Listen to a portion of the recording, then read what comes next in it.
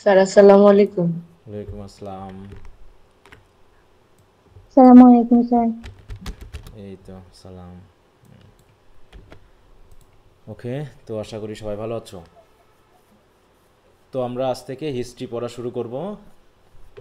আর তোমাদের Google classroom থেকে remove করার পর আজকে মেসেঞ্জার গ্রুপ থেকে রিমুভ করা হয়েছে যারা সপ্তম মাসের পড়াটা এখনও নিশ্চিত করনি। এটা একটা কথা। দ্বিতীয় কথা হলো আজকে রাতে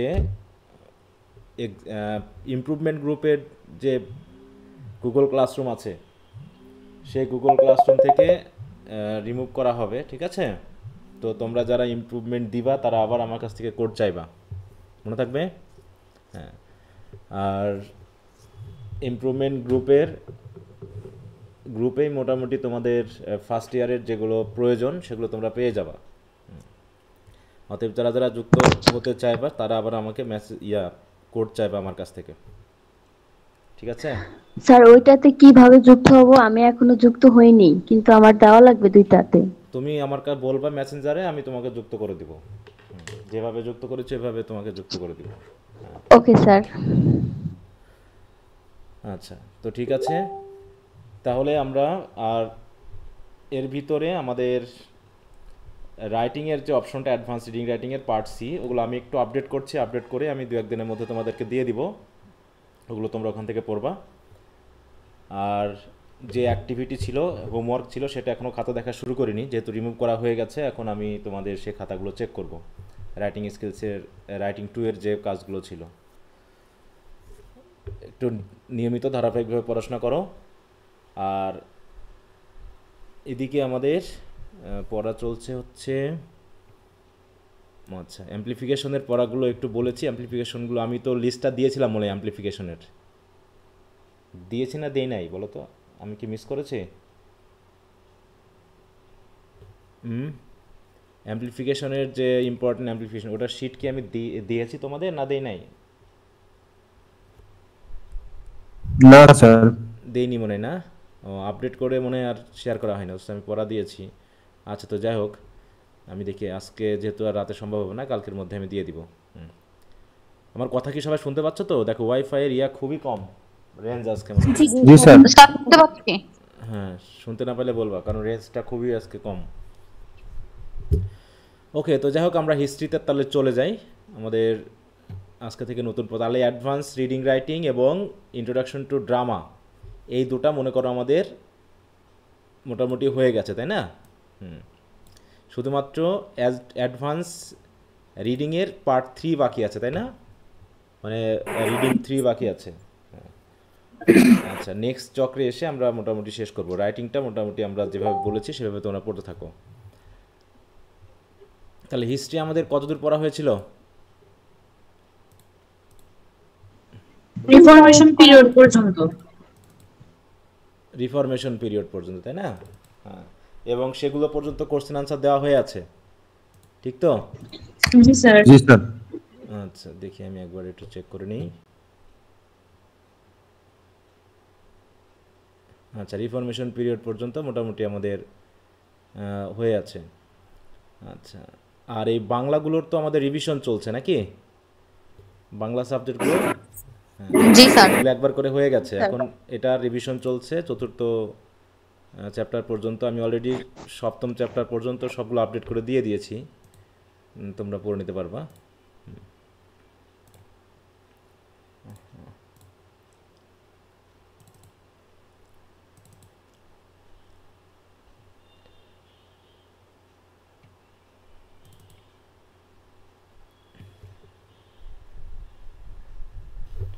তাহলে উইলিয়াম জেলংয়ের যে বইটা আছে সেখান থেকে যেহেতু আমরা বেস করে আগাচ্ছি, আর সাথে সাথে আমার যে শিটগুলো দেওয়া হবে সেগুলো একটু পড়বা, তাহলেই মোটামুটি হয়ে যাবে। তাহলে আজ থেকে আমরা শুরু করব হচ্ছে, এখানে দেখো একটা বিষয় রয়েছে। হ্যাঁ, তোমাদের আমরা তো আগেই দেখেছি যে আমাদের সিলেবাস, তারপর হচ্ছে an ABC of English literature এবং উইলিয়াম জেলংয়ের বই মোটামুটি কি একই ধরনের না তিন রকমের বলো তো? তিনটা তিন ধরনের। হ্যাঁ, তিন জায়গাতে তিন রকমের বিষয় রয়েছে, যেহেতু এটা কোনো সিঙ্গেল ব্যক্তির টেক্সট নয়, এই জন্যই মেনলি সমস্যাটা। হ্যাঁ, দেখো, তাহলে রিফরমেশন পিরিয়ড পর্যন্ত আমরা শেষ করেছি। এবার আমরা মোটামুটি রেনেসাঁস পিরিয়ড এবং নিও ক্লাসিক্যাল এজ পর্যন্ত শেষ করব, করে আমরা আবার আর এক চক্রে ঘুরে আসব। সেই চক্রটাই আমাদের শেষ চক্র হবে আর কি। তাহলে রেনেসাঁস পিরিয়ডের ভিতরে একটু ভাবো তো, যে রেনেসাঁস বলে একটা পিরিয়ড রয়েছে এবং তার ভিতরে কয়টা ভাগ আছে? তিনটা স্যার। হ্যাঁ, এখানে টোটাল তিনটা ভাগ আছে। একটা হচ্ছে এলিজাবেথান এইজ, জ্যাকোবিয়ান এইজ এবং পিউরিটান এইজ। তিনটা এইজ মিলে একটা এইজ হিসাবে ধরা হয়েছে। তারপর হচ্ছে রেস্টোরেশন পিরিয়ড, তারপর হচ্ছে নিও ক্লাসিক্যাল পিরিয়ড। এটা গেল এবিসিতে, আমাদের সিলেবাসে। এবার উইলিয়াম জেলংয়ে দেখো রেনেসাঁস পিরিয়ড বলে কিন্তু কোনো পিরিয়ড নাই। আবার রিভাইভাল অফ লার্নিং বলে যে পিরিয়ডটা, সেটাই ছিল রিফরমেশন পিরিয়ড, তাই না? এটাই ছিল রিফরমেশন পিরিয়ড। এখানে এই যে দেখো রেনেসাঁস পিরিয়ডের ভিতরে যে এলিজাবেথান এইজ রয়েছে, এই এলিজাবেথান এইজটাই সরাসরি এখানে চলে এসেছে। দেখো দ্য এইজ অফ এলিজাবেথ, এই এইজটা হচ্ছে ইংরেজি সাহিত্যের ক্ষেত্রে সবচেয়ে গুরুত্বপূর্ণ এইজ, এবং এখান থেকে কোশ্চেন থাকেই, এটা একটু আমাদের খেয়াল করতে হবে। এবার যদি এবিসিতে দেখি, তাহলে এবিসিতে কি করা আছে দেখো,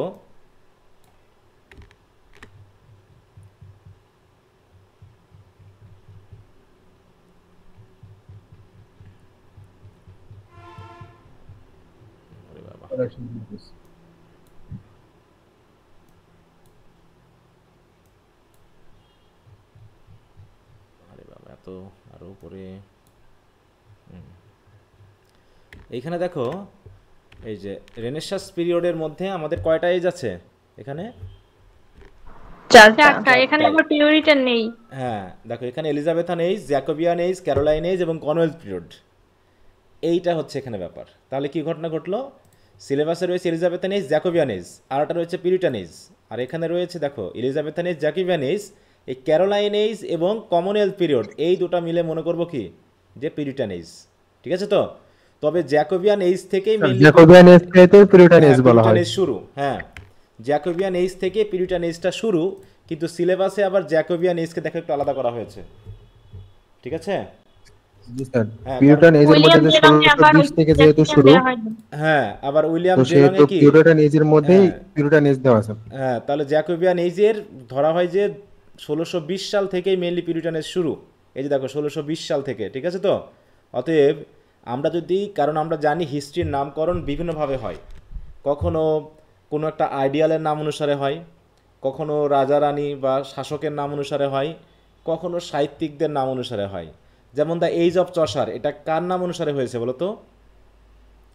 এইজ অফ চসার একজন সাহিত্যিকের নাম অনুসারে, তাই না? আর রিফরমেশন পিরিয়ড নামকরণ হয়েছে সেই সময়ে রিলিজিয়াস যে রিফরমেশন, তাই তো, সেটার উপর নাম করে। আবার এই যে এলিজাবেথান এইজ, এই নামটা দেখতেছি আমার একজন রানীর নাম অনুসারে। আবার রেনেসাঁস পিরিয়ডটা দেখছি ওটা একটা বিশেষ মুভমেন্টের নাম অনুসারে। পিউরিটান এইজ সেটা একটা ধর্মীয় মুভমেন্টের নাম অনুসারে। আবার জ্যাকোবিয়ান এইজ এটা একটা রাজার নাম অনুসারে। অতএব তুমি যে অনুসারে নামকরণ করবা সেই হিসাবে সালগুলো এদিক ওদিক হতে পারে।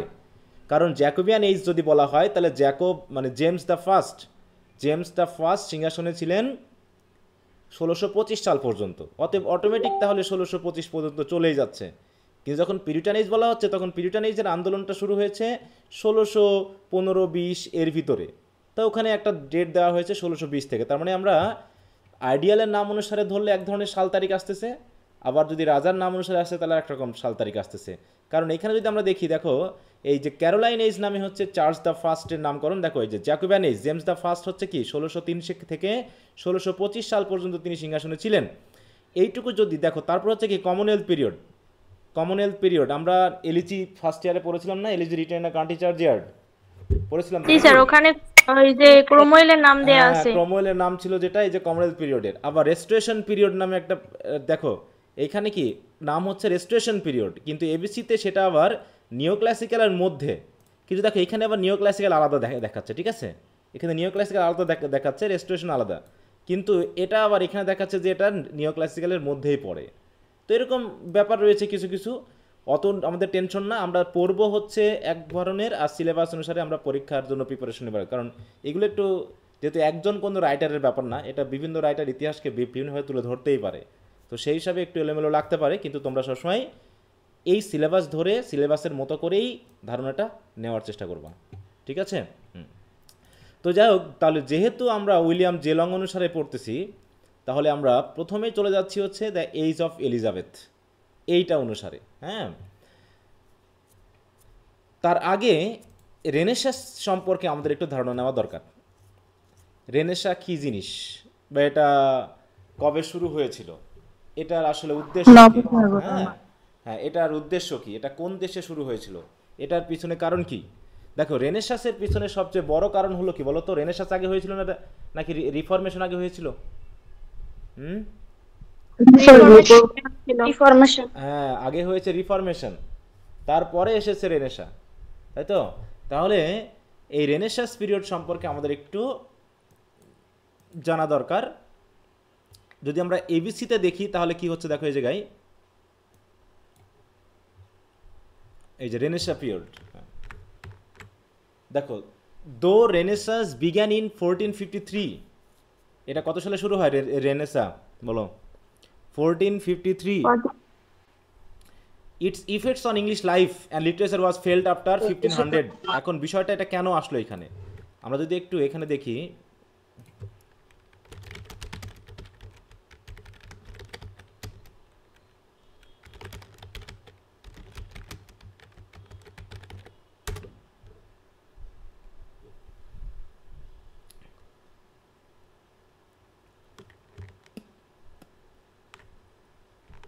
কি দেখা যাচ্ছে?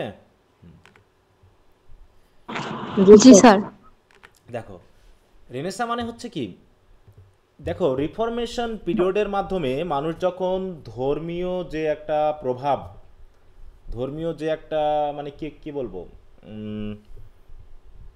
এটাকে কি বলা হয়, যে ধর্মের অধীনে মানে একদম কঠোরভাবে নিয়ন্ত্রিত থাকা, তাই না, কন্ট্রোল থাকা, এই অবস্থা থেকে তারা যখন বেরিয়ে আসলো, তাই তো, তারা যখন বেরিয়ে আসলো এবং চার্চের অধীনতা থেকে যখন তারা বেরিয়ে আসলো এবং উন্মুক্ত চিন্তা করা শুরু করলো, তখনই তারা শুধু ধর্মীয় চিন্তা ভাবনা না, তখন তাদের ভিতরে রাজনীতি, বিজ্ঞান, তারপর হচ্ছে আর্ট, সাহিত্য, এই বিষয়গুলোর উপর, অর্থনীতি, এই বিষয়গুলোর উপরে বিশেষ একটা আকর্ষণ বোধ জেগে উঠল। এবং সেই আকর্ষণ বোধের অধীনে তারা করলো কি, জ্ঞান অর্জনের জন্য ধর্মীয় জ্ঞানের পাশাপাশি তাদের এই ধর্ম বা মানে কি বলবো, ক্রিশ্চিয়ান রিলিজিয়নের পূর্ববর্তী যে ক্লাসিক্যাল রাইটিংগুলো ছিল, বিশেষ করে গ্রিস এবং রোমান যে রাইটিং, তাই না? দেখো, আমরা যখন হিস্ট্রি পড়ছিলাম তখন ইংরেজি সাহিত্যের প্রথম এজটার নাম কি ছিল জানো? প্রথম এজটার নাম কি ছিল? Anglo Saxon period. হ্যাঁ, অ্যাংলো স্যাক্সন পিরিয়ড বা হচ্ছে ওল্ড ইংলিশ পিরিয়ড। এই Old old English. English period বা অ্যাংলো স্যাক্সন পিরিয়ডের আগে, old English period. Old English period বা অ্যাংলো স্যাক্সন পিরিয়ডের আগে মানুষজন বা ইংলিশ দেশটা বা ইংল্যান্ড কোন দেশের অধীনে ছিল বলতে পারবা? কাদের অধীনে ছিল? রোমানের অধীনে। হ্যাঁ, রোমান সাম্রাজ্যের অধীনে ছিল, তো রোমান সাম্রাজ্যের অধীনে ছিল, এবং রোমান সাম্রাজ্যের অধীনে তারা নিয়ন্ত্রিত হতো, মানে ইতালি থেকে তাদেরকে কিন্তু নিয়ন্ত্রণ করা হতো, ইতালি থেকে, ঠিক আছে তো? কিন্তু ওই যে যখন তারা চলে গেল, বিশেষ করে যখন দেখা গেল, স্যার আপনার নেটওয়ার্ক কিছুটা প্রবলেম করতেছে, ভেঙে ভেঙে আসতেছে কথা। সেটা তো আমি আগে, জি স্যার, আমার এখানে এরকম শোনা যায়।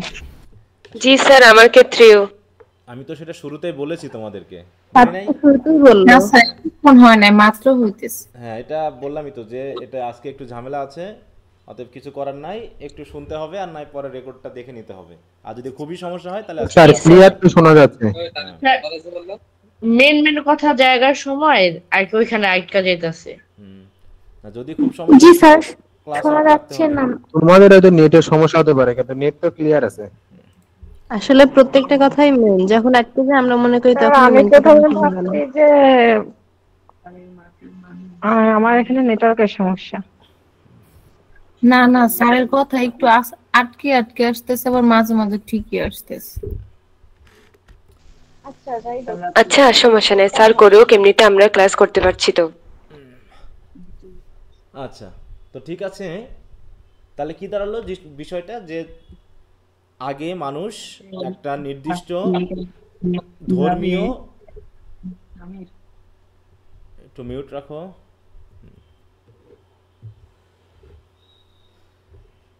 আচ্ছা তাহলে তাহলে রেনেসাঁস হচ্ছে কি, ওই যে আমরা ধর্মীয় যে প্রভাব রিফরমেশনের মাধ্যমে হলো, চার্চের যে প্রভাব সেখান থেকে বেরিয়ে আসার পরে দেখো বলছে বিশেষ করে কালচারাল, আর্টিস্টিক, পলিটিক্যাল এবং ইকোনমিক যে রিভার্থ হলো ইউরোপে। রিভার্থ মানে কি? পুনরায়, তাই তো? রিভার্থ মানে কি? নতুন জন্ম নাকি পুনর্জন্ম? হ্যাঁ হ্যাঁ, তাহলে নতুন করে আবার শুরু হলো, তার মানে এগুলো আগে ছিল, তাই না? এই যে আর্টিস্টিক, ইকোনমিক, পলিটিক্যাল যে মানে প্রভাব মানুষের ভিতরে, এইগুলোর প্রতি যে মানুষের আগ্রহ, তাই তো, সেগুলো কি আগে ছিল নাকি হঠাৎ করে আসলো? এটা রিভার্ট মানে কি আগে ছিল, তাই না? কিন্তু মাঝখানে হয়েছিল কি, এটা বন্ধ হয়ে গিয়েছিল, কারণ চার্চের অধীনে মানুষজন ওপেনলি থিঙ্ক করতে পারতো না, চার্চ যেভাবে ডিরেকশন দিত তাদেরকে সেভাবে চলতে হতো। তো এইটা যখন হয়ে গেল রিফরমেশনের মাধ্যমে, তখনই রেনেসাঁসের যে আন্দোলন সেটা শুরু হয়। এবং এর বিশেষ বৈশিষ্ট্য ছিল কি, it is characterized by a revival of classical learning. দেখো বিশেষ করে classical learning and wisdom. Classical মানে হচ্ছে কি, ওই যে particularly from ancient Greece and Rome. Greece এবং রোমের যে, যেমন অ্যারিস্টটল কোন দেশের বলো তো? অ্যারিস্টটল, প্লেটো, এগুলো কোন দেশের? এরা ফ্রান্সের, গ্রিকের। হ্যাঁ গ্রিসের, তাই না? গ্রিকের, হ্যাঁ গ্রিস। হ্যাঁ, এবং দেখা যাবে আমরা হিস্ট্রি যখন পড়বো তখন যে অধিকাংশ সাহিত্যকর্ম বাংলা সাহিত্য মানে ইংরেজি সাহিত্যে অধিকাংশ রাইটিংয়ে এসেছে ওই ক্লাসিক্যাল মানে লার্নিং থেকে। বিশেষ করে রেনেসাঁস পিরিয়ড তো অবশ্যই, এলিজাবেথান পিরিয়ড যখন আমরা দেখবো, ড্রামা বলো, সনেট বলো, হ্যাঁ, তারপরে হচ্ছে অন্যান্য যে সকল ছোটোখাটো রাইটিংয়ের বিষয়গুলো আছে, সবই এসেছে ওই হয় রোম আর নয় গ্রিসের যে ফরম্যাট থেকে। তাই বলছে the renaissance is generally considered to have started in Italy. কোথায় শুরু হয়েছে বলে মনে করা হয়? দেখো ডিউরিং দ্য 14th সেঞ্চুরি, ইতালিতে 14th সেঞ্চুরিতে শুরু হয় বলে মনে করা হয়। এবং বিশেষ করে ফ্লোরেন্স নামে একটা শহর আছে, ইতালির একটা ফ্লোরেন্স শহরে রেনেসা মেনলি শুরু হয়। And reached its peak between 409 দেখো 1490s থেকে 1520s এর ভিতরে এটা খুবই মানে জোরালো হয়েছিল। It then spread to the rest of Europe. তারপরে সেটা আস্তে আস্তে ইউরোপে ছড়িয়ে পড়ে, influencing various fields such as art, architecture, literature, exploration, science, মানে যত রকমের জ্ঞানের শাখা রয়েছে সবগুলো কি হয়, বিস্তার লাভ শুরু করে এই রেনেসাঁসের প্রভাবে। বলতে দেখো রিভার্থ অফ ক্লাস, তাহলে রেনেসাঁসের বিশেষ আসপেক্টগুলো কি কি? প্রথমটা হচ্ছে ক্লাসিক্যাল আইডিয়াস। ক্লাসিক্যাল আইডিয়া বলতে গ্রিস এবং রোমে ওই আর্ট, লিটারেচার, ফিলোসফি, ইকোনমিক মানে এগুলোর উপরে, তাই তো, যে ধরনের লেখালেখি ছিল, যে ধরনের জ্ঞান ছিল, সে জ্ঞানগুলো আস্তে আস্তে মানুষের মধ্যে ছড়িয়ে পড়ে। কি বুঝতে পেরেছ? এটা ছড়িয়ে পড়ার পর মানুষ কি হলো, ওই যে চার্চের অধীনতা থেকে আস্তে আস্তে বেরিয়ে আসা শুরু করলো এবং নিজের মতো করে চিন্তা ভাবনা শুরু করলো। এবং এই চিন্তাভাবনার একটা ভালো ফলাফল হলো হিউম্যানিজম। হিউম্যানিজম মানে কি, যে পৃথিবীতে যা কিছু হবে, পৃথিবীতে আমরা যা কিছু করব, এগুলো কাদের উদ্দেশ্যে বলো? আমরা পৃথিবীতে যা কিছু করি না কেন সব কাদের উদ্দেশ্যে?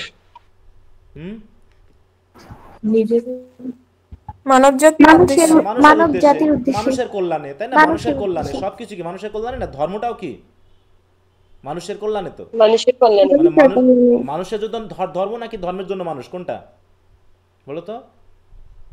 মানুষের জন্য ধর্ম, স্যার। হ্যাঁ, মানুষের জন্য ধর্ম। কিন্তু ব্যাপারটা হয়ে গেছিল যে ধর্মের জন্য মানুষ, মানে ধর্ম ঠিক রাখতে হবে, মানুষ যেদিক চাই যাক, মানুষকে কেটে খুঁটে হলেও ধর্ম ঠিক রাখতে হবে, ব্যাপারটা এরকম হয়েছিল। কিন্তু ঘটনাটা উল্টে গেল, যে ধর্ম, অর্থনীতি, রাজনীতি, বিজ্ঞান, কলা, কৌশল যা আছে সব কিছু তো মানুষের জন্য। অতএব আমরা যা কিছু করব একজন ব্যক্তির সর্বোচ্চ জ্ঞান, বুদ্ধি, সম্ভাবনাকে উন্নয়ন ঘটিয়ে সে কিভাবে পৃথিবীতে শান্তিপূর্ণভাবে বসবাস করতে পারে, শুধুমাত্র ডিভাইন বিষয়টাকে ফোকাস না করে, সেটা হচ্ছে হিউম্যানিজমের ব্যাপার। তাহলে হিউম্যানিজম কি একটা philosophical movement emphasizing human potential and individual achievement rather than slowly focusing on the divine. শুধুমাত্র ওই যে চার্চ, শুধুমাত্র ধর্ম, শুধুমাত্র স্বর্গ, নরক, বেহেস্ত, দোজক, এগুলো নিয়ে চিন্তাভাবনা শুধু নয়, বরং ওটার পাশাপাশি এক একজন ব্যক্তির মধ্যে যে সকল সম্ভাবনা আছে তার যে উন্নয়নমূলক কর্মকাণ্ড আছে সেগুলোর উপর গুরুত্ব দিয়ে তাকে পৃথিবীতে শান্তিপূর্ণভাবে এবং সর্বোচ্চ সম্ভাবনা নিয়ে বেঁচে থাকার জন্য যে মুভমেন্ট বা আন্দোলন, সেটাকে বলা হচ্ছে কি হিউম্যানিজম। কি কথা বুঝতে? এটা কিন্তু শর্ট নোট আসে। হ্যাঁ, তোমাদের ইয়া আছে না, ওই যে কল্যাণনাথ দত্তের বইটা আছে আমাদের কাছে? হ্যাঁ, যে একটা অধ্যায় আছে হিউম্যানিজম নিয়ে।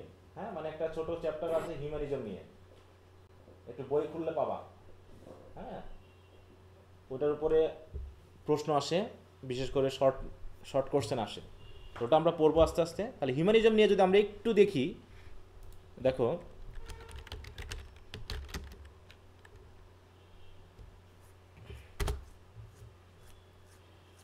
হিউম্যানিজম কি? হিউম্যানিজম হচ্ছে is a philosophical stance that emphasize the value and agency of human beings individually and collectively. সেটা ইন্ডিভিজুয়াল হতে পারে অথবা কালেকটিভলি হতে পারে, যে মানব উন্নয়ন, মানুষের মূল্যবোধ, মানুষের সংগঠন, এগুলো। এই মূল্যবোধের মধ্যে সবচেয়ে যে বিষয়গুলো আসছে সেটা হলো, দেখো, it prioritizes reason, evidence and ethical consideration based on human wellbeing. তাহলে মানুষের কল্যাণের জন্য যুক্তি হোক, তাই তো, আমরা পৃথিবীতে যা কিছু দেখছি সে এভিডেন্স দিয়ে হোক, নৈতিক বা এথিক্যাল বিষয়গুলো বিবেচনা করে হোক, আমাদের সবসময় উদ্দেশ্য থাকবে কি মানুষের কল্যাণ করা। Often rejecting supernatural beliefs and religious dogma, বিশেষ করে তাই তো অতি প্রাকৃতিক যে বিশ্বাস অথবা ধর্মীয় যে গোড়ামি, এগুলোকে রিজেক্ট করার মাধ্যমে মানুষের কল্যাণে। ডগমা মানে হচ্ছে গোড়ামি। গোড়ামি বুঝো? হ্যাঁ বুঝি, ধর্মীয় গোড়ামি। গোড়ামি মানে কি? ডগমা বা গোড়ামি মানে কি? ডগমা এবং বিলিফের মধ্যে পার্থক্য কি জানা আছে? দেখো, বিলিফটাকে সিনোনিম ধরা আছে, কিন্তু ডগমা এবং বিলিফের মধ্যে একটা পার্থক্য আছে। দেখো, ডগমা মানে হচ্ছে মনে করা হবে যে এটা কোনোভাবেই পরিবর্তনশীল না, একদম ট্রু। মানে ট্রু মানে দেখো এখানে শব্দ ইউজ করা হয়েছে, ইনকন্ট্রোভার্টিবলি ট্রু, মানে যার কোনো বিপরীত বিষয় নেই, যার কোনো বিকল্প নেই, তাই তো। পুরো মানে ধরে নেওয়া হবে যে আমার যুক্তি প্রমাণ ছাড়াই এটাকে ধরে নিব যে এটা সত্যি, এরকম একটা বিষয়। এটাকে হচ্ছে ডগমা। হ্যাঁ, যেটা আমরা অনেক সময় মনে করি। কেমন একটা জিনিস ভাবো তো, মনে করো যদি আমরা হিন্দু ধর্মের বিষয়ে আসি, একসময় সতীদাহ প্রথা ছিল, এখন কি আছে? সতীদাহ প্রথা ছিল একসময়, এখন কি আছে বলো তো? তাহলে সতীদাহ প্রথা যখন ছিল, এটা কি বিলিফ অর ডগমা, কোনটা ছিল?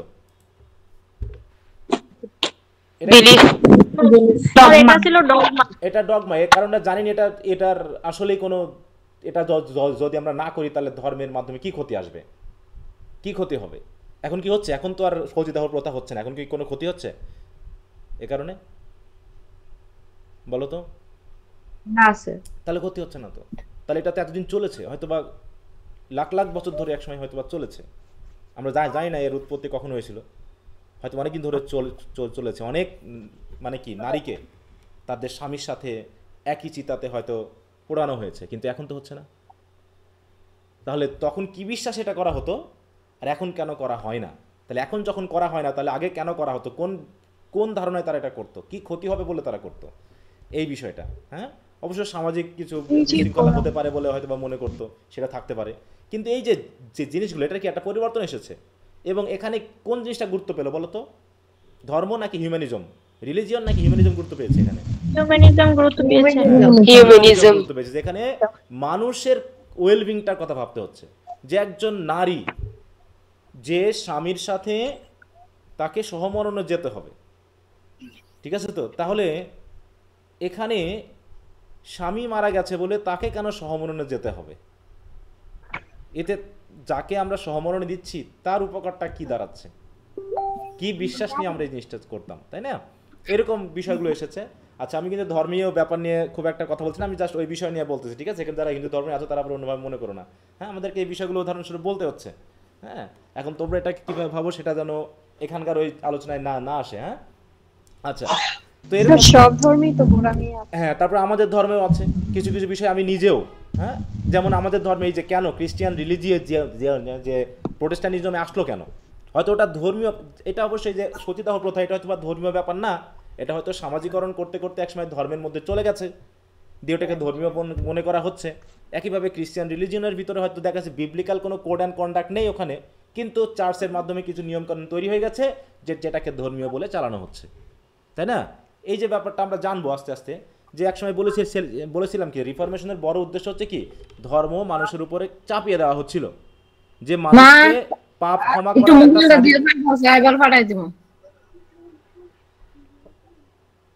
একটু মিউট রাখতে হবে গো, কার এটা?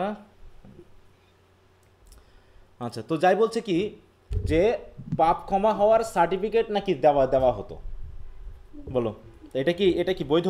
এটা কি হওয়ার মতো? এটা বিশ্বাসযোগ্য যে আমি যদি চার্চকে টাকা দিয়ে আমি যদি ফাদারের কাছে বা বিশপের কাছে যদি পাপ ক্ষমা চাই আমার, তিনি একটা সার্টিফিকেট দিবেন, সেটা যদি মৃত্যুর সময় আমার ওই কবরে দেওয়া হয় আমি নাকি স্বর্গে চলে যাব, ওই সার্টিফিকেট দেখে গড নাকি আমাকে ক্ষমা করে দিবে। এটা কি বৈধ? এটা কি ভাবা যায়? এমনটা কি হয়?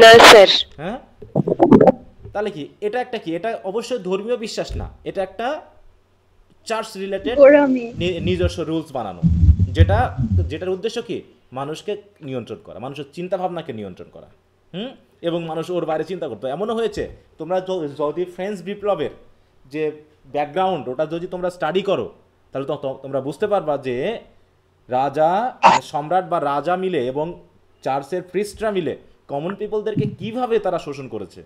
এমনও হয়েছে যে প্রিস্টরা করেছে কি, ওই যে চার্চের টাকা শোধ করতে পারেনি, তারা করেছে কি বাড়ির থেকে গরু ছাগল খুলে নিয়ে গেছে মানুষের, বুঝতে পারছো? সে অনেকটা কিস্তি দেওয়ার মতো। মানুষ এরকম হয় না গ্রামে, তো দেখা যাচ্ছে যখন লোন নেওয়ার পর কিস্তি শোধ করতে পারে না তখন তারা বাড়ির থেকে পালিয়ে যায়, নাকি মানুষজন পালিয়ে যায়, আর ওই যারা লোনের টাকা তুলে তারা এসে গরু ছাগল নিয়ে চলে যায়, দিয়ে বিক্রি করে টাকা শোধ করে, আছে কিনা এরকম?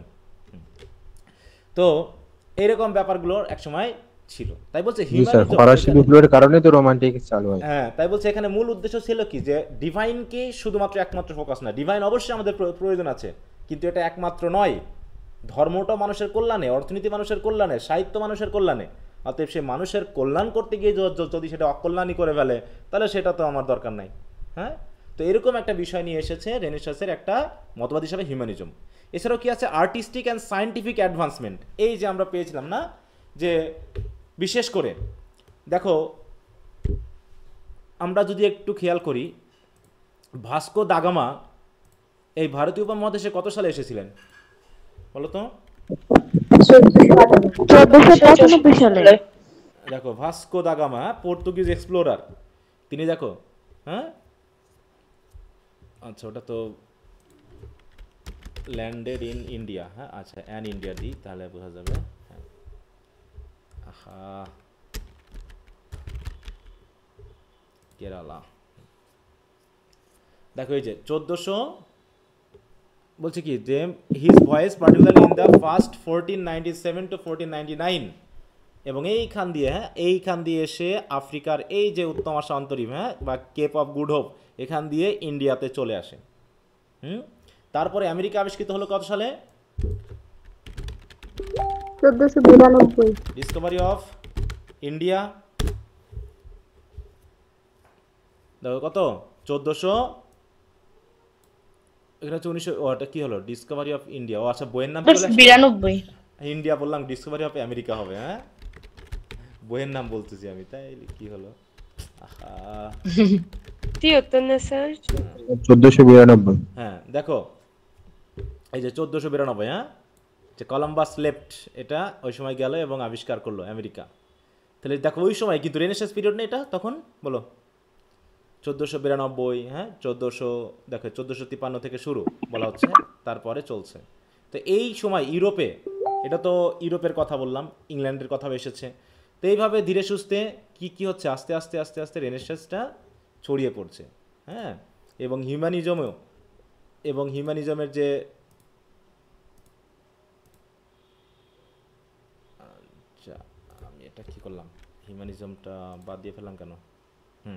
দেখো হিউম্যানিজম তাহলে এটা গেল, ইট প্রায়োরিটিজ রিজন ইত্যাদি। এখানে কোর বিলিফগুলো কি ছিল দেখো, emphasize on human dignity and worth. হিউম্যানিজমের প্রধান মূল্য ছিল কি, প্রিন্সিপাল ছিল হচ্ছে মানুষের মর্যাদাবোধ এবং তার যে মূল্যবোধ আছে সেগুলোকে খেয়াল করা। বলছে humanism poses that every individual possess inherent value and the capacity for good. এছাড়াও কি রিজন অ্যান্ড সায়েন্টিফিক ইনকোয়ারি, মানে হিউম্যানিজম এবং রেনেসাস একই ধরনের চিন্তাভাবনা নিয়ে চলছে। হ্যাঁ, দেখো হিউম্যানিস্ট রিলাই অন রিজন, যুক্তির উপরে, critical thinking and scientific method to understand the world and solve problems rather than relying on faith or tradition. দেখো পুরোপুরি ফেইথ অন রিলিজিয়ান অথবা ট্রেডিশনের উপর বিশ্বাস না করে তারা যুক্তি, বিজ্ঞান এগুলোর উপর ভিত্তি করেই তারা মানুষের সমস্যা সমাধানের চেষ্টা করে। দেখো আগে একসময় বিশ্বাস করা হতো, 1000 বছর ধরে উপন্যাস পড়েছো তোমরা, 1000 বছর ধরে? জি স্যার। হ্যাঁ, তৎকালীন সময়ে বিশ্বাস করা হতো বিভিন্ন রোগকে মনে করা হতো কি পাপের ফল, তাই না? বিভিন্ন রোগ কলেরা ছিল তখন। হ্যাঁ, যে পাপের ফল মনে করা হতো, তাই না? এবং কোনো অসুস্থ মানুষকে দেখলে মনে করতে এরা মনে হয় রোগ নিয়ে আসতেছে, ওলা বিবি, এ বিবি, সে বিবি আসতো। হ্যাঁ, তাই বলে কি করা হতো, যদি কোনো অসুস্থ মানুষকে বা বিশেষ করে পঙ্গু মানুষকে দেখতো, বা হচ্ছে এমন কোনো নারী যে একদম বৃদ্ধ হয়ে গেছে, হাঁটে চলতে পারে না, তাকে দেখতে অনেকটা ভূতের বলে মনে করা হতো এ মনে হয় সে ওলা বেবি আসছে। হ্যাঁ, এই বলে সেই বৃদ্ধ মানুষগুলোকে তারা মেরে ফেলতো পিটিয়ে। এখনও কিন্তু মাঝে মাঝে গ্রামের ভিত্তিতে দেখা যায় যে কোনো পাগল ছাগল দেখলে, এরকম কিছু মানুষকে দেখলে করে কি মানুষজন মনে করে এরা একদম হয়তো কোনো ধান্দা নিয়ে আসছে বা এরা কোনো অভিশাপ ইত্যাদি বলে কিন্তু মেরে ফেলে। হ্যাঁ, তো এরকম বলতেছে যে অতএব সমস্যা চিন্তা করার জন্য মানুষ আর ওই আগের বিশ্বাসী নয়। হ্যাঁ, হচ্ছে ethical framework based on human needs, এবং এথিক্স বা হচ্ছে নীতিনৈতিকতাগুলোও শুধু ধর্মের উপর ভিত্তি করে হবে না, সেটাও মানুষের কল্যাণের উপর ভিত্তি করে ওই জাতীয় সিদ্ধান্ত নেওয়া হবে। দেখো হিউম্যানিজম প্রায়োরিটাইজেস এথিক্যাল ডিসিশন মেকিং, হ্যাঁ, that promotes human wellbeing and flourishing, often focusing on empathy, compassion and social justice, যার উপর গুরুত্ব হবে কি সোশ্যাল জাস্টিস, সামাজিক ন্যায় বিচার। এছাড়া হচ্ছে সিকুলার অ্যাপ্রোচ। সিকুলার কি বলতো? সিকুলার বলতে কি বোঝায়? ধর্মনিরপেক্ষতা। হ্যাঁ, ধর্মনিরপেক্ষতা। হ্যাঁ, যে একটা বিষয় যখন আমরা চিন্তা করব তখন ধর্মীয় বোধগুলো আসতে পারে। যে আমরা একজন যদি 5 জন 5 ধর্মের থাকি, তাহলে যখন আমরা একসাথে বসে চিন্তা করব তখন ধর্ম আমাদের চিন্তার ভিতরে আসবে না, আমরা চিন্তা করব হিউম্যানিটির উপর ভিত্তি করে। এটা হচ্ছে তার মানে আমরা ওখানে সবাই চিন্তা করলাম। কারেন্ট চলে গেল, কারেন্ট গিয়ে আসলো বা। আচ্ছা, তো যাই হোক, তাই বলছে secular approach মানে কি many humanists do not believe in God or an afterlife and instead focus on making the most of life in the present। এটা একটু অন্য ধরনের বিলিফ, যেটা হচ্ছে নাস্তিকতাবাদকে নির্দেশ করে। এবার হচ্ছে responsibility and agency. Humanist believe that individuals have the responsibility to shape their own lives, হ্যাঁ, নিজের জীবন নিজে করবে, and contribute to a better world. হ্যাঁ, এইভাবে। এছাড়াও হিস্ট্রিক্যাল কনটেক্সট আছে রেনেসাস হিউম্যানিজম, মডার্ন হিউম্যানিজম। তাহলে আমরা এখন চিন্তা করছি রেনেসাস হিউম্যানিজমকে, আমরা কি মডার্ন হিউম্যানিজমে আসছি এখনো? বলো তো, কারণ মডার্ন এজে আমরা এখন আসি, এখন আমরা রেনেসাস। তাই বলছে রেনেসাস হিউম্যানিজম।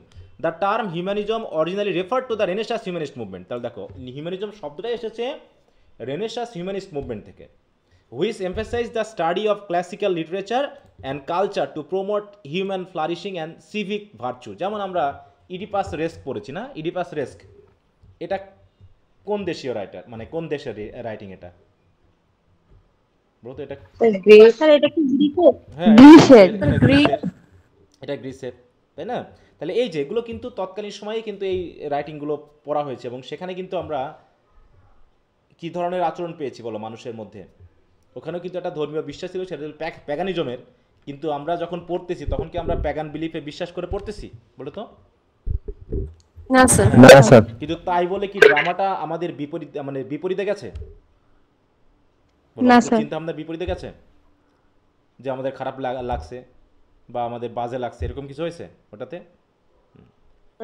তাহলে ওই যে আমরা চিন্তা ভাবনাটা করলাম, এটা হচ্ছে সিকুলার চিন্তা ভাবনা। হ্যাঁ, যে আমরা ওদের কোনো ধর্মীয় বিশ্বাসও যাইনি, বা ওদের ওই কথাগুলো আমাদের কোনো ধর্মীয় বিশ্বাসও আঘাত হানেনি, কিন্তু এমন একটা জায়গা থেকে ওটাকে কথা বলা হয়েছে যেটাকে সিকুলারিজমের একটা বিষয় বলা হচ্ছে।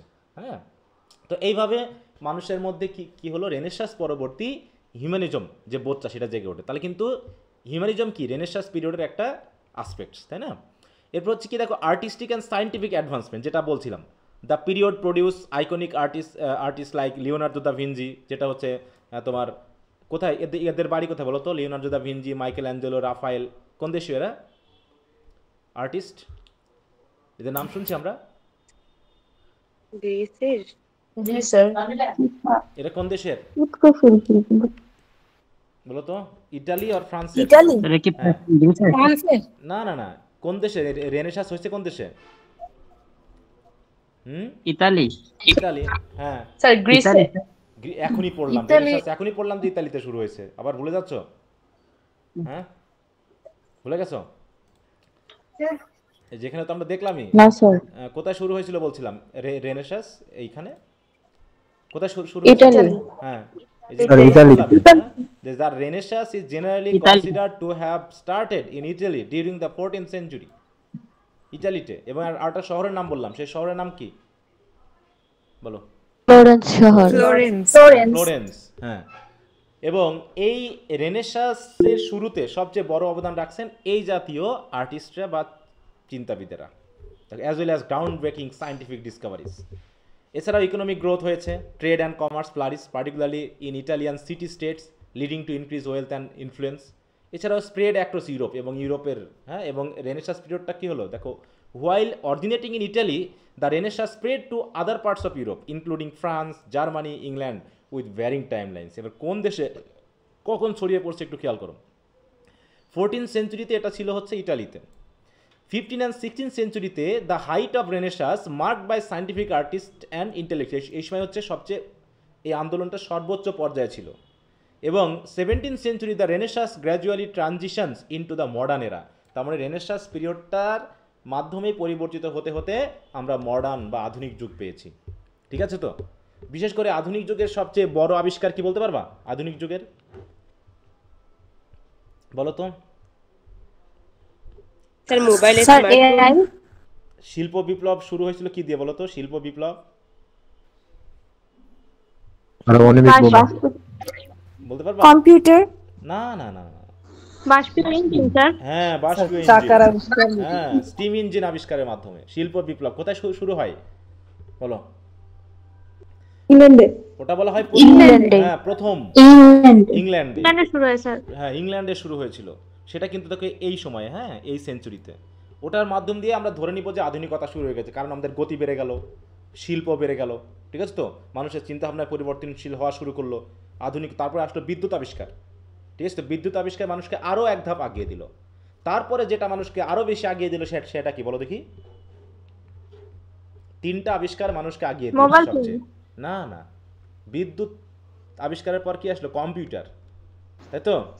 কম্পিউটার আবিষ্কার, যেটা মানুষকে আরও বেশি আগিয়ে দিয়েছে। আর এখন চলতেছে কোন বিপ্লব বলো তো?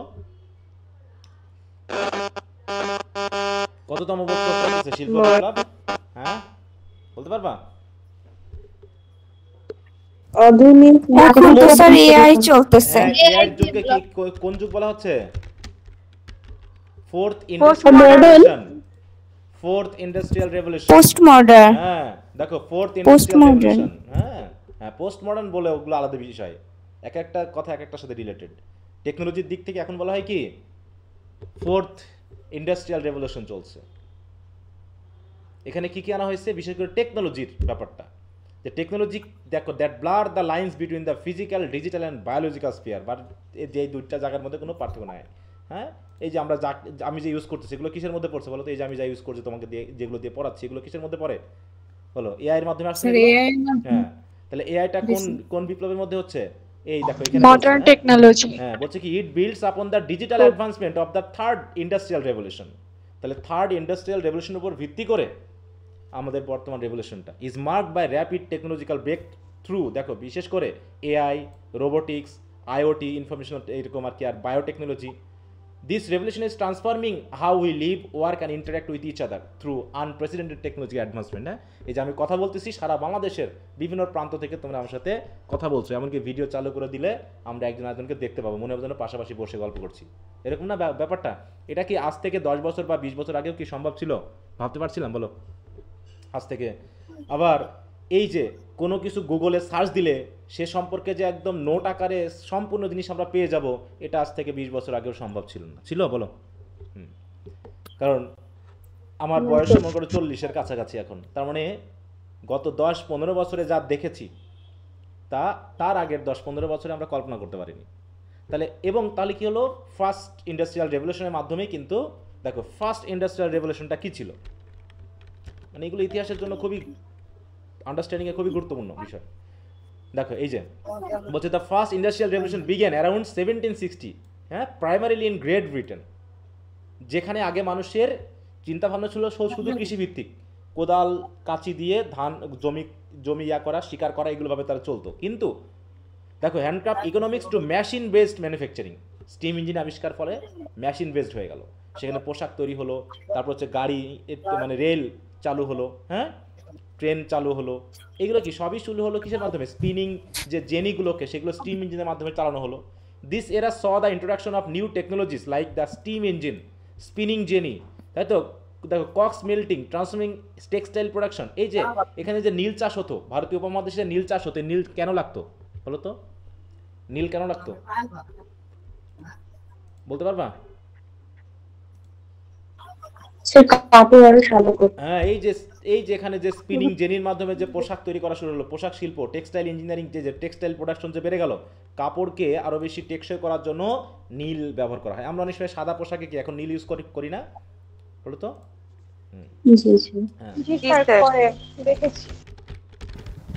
স্যার প্রিন্টিং প্রেস আবিষ্কার কি রেনাইসেন্সের মধ্যে? হ্যাঁ, বুঝলাম না। প্রিন্টিং প্রেস, হ্যাঁ, ওইটা আবিষ্কার করা কি রেনাইসেন্সের মধ্যে? তুমি লাস্টের ওয়ার্ডটা কি বলছো আমি বুঝতে পারছি। প্রিন্টিং প্রেসও তো রেনেসাঁসের মধ্যে পড়ছে, রেনাইসেন্সের মধ্যে। রেনেসা বলবা, হ্যাঁ, রেনেসা বলবা, আমি বুঝতে পারছি না। রেনেসা, হ্যাঁ, বানান যেমনই হোক উচ্চারণগুলো খেয়াল করবা। হ্যাঁ, রেনেসা, হ্যাঁ, রেনেসা এরকম বলবা। Okay sir. আচ্ছা দেখো দ্য ফোর ইন্ডাস্ট্রিয়াল রেভলিউশন, না ওটা তো আরো আগে হয়েছে, ওটা তো আরো আগে হয়েছে। তোমার প্রিন্টিং প্রেস আবিষ্কৃত হয়েছে সে 1200 শতকে, তাই না? 1200 বা 1300 শতকে। ওটা তো রেনেসা শুরু হওয়ার আগে। ওটা তো 1376 সালে। না ওটা পরবর্তীতে এসেছে, ওটা আরো ইয়া হয়েছে, কিন্তু ওটা তো আরো আগে পরে এসেছে। কারণ কি প্রিন্টিং প্রেস আবিষ্কৃত হয়েছে বলেই তো রিফরমেশন শুরু হয়েছে নাকি? প্রিন্টিং প্রেসের মাধ্যমেই তো মানুষ পড়াশোনা করলো, পড়াশোনা করার মাধ্যমেই তো মানুষের মধ্যে ধর্মীয় চিন্তা ভাবনা থেকে মানুষ বের হয়ে আসলো, বুঝলি? এই দেখো দ্য ফোর ইন্ডাস্ট্রি রেভলিউশন, একটু খেয়াল রাখবা। ইন্ডাস্ট্রি দেখো 1.0 মানে হচ্ছে mechanically production powered by water and steam. Industry দেখো 2.0 ম্যাস প্রোডাকশন, দেখো ইনেবলড বাই ইলেকট্রিসিটি। তারপর হচ্ছে industry 3 automation using electronic and IT, মানে কম্পিউটার বেসড। অ্যান্ড ইন্ডাস্ট্রি 4 দেখো 4.0 cyber physical system interconnected network. এই হলো চারটা। তাহলে মডার্ন এজ শুরু হলো কত থেকে? ফার্স্ট ইন্ডাস্ট্রিয়াল রেভলিউশন থেকে মেনলি মডার্ন এজ শুরু হয়েছে। কি কথা বুঝতে পেরেছ? আচ্ছা, তাহলে আমরা ছিলাম হচ্ছে রেনেসা পিরিয়ডে। তাহলে এই যে 17th সেঞ্চুরি, ওই যে 1760, তাই না? এই সময়ে ফার্স্ট ইন্ডাস্ট্রিয়াল রেভলিউশন হলো। রেনেসা পিরিয়ডটা ধীরে ধীরে ট্রানজিশন শুরু করলো মডার্ন এরাতে। তাহলে রেনেসা, হিউম্যানিজম এবং রিফরমেশনের মধ্যে কি একটা লিঙ্ক পাওয়া গেল বলো? জি স্যার। দেখো যদি আমরা একটু দেখি, একটু লিঙ্ক লাগা নিতে হবে, যেহেতু রিফরমেশন, কারণ আমাদের রিফরমেশন অ্যান্ড রেনেসা এই দুটো যদি আমরা দেখি, দেখো Renaissance and Reformation are two distinct, মানে দুটো আলাদা আলাদা বিষয় কিন্তু, হ্যাঁ, বাট ইন্টার কানেক্টেড। তাহলে রিফরমেশনটা শুধুমাত্র ধর্মীয় ব্যাপারের সাথে রিলেটেড, তাই না?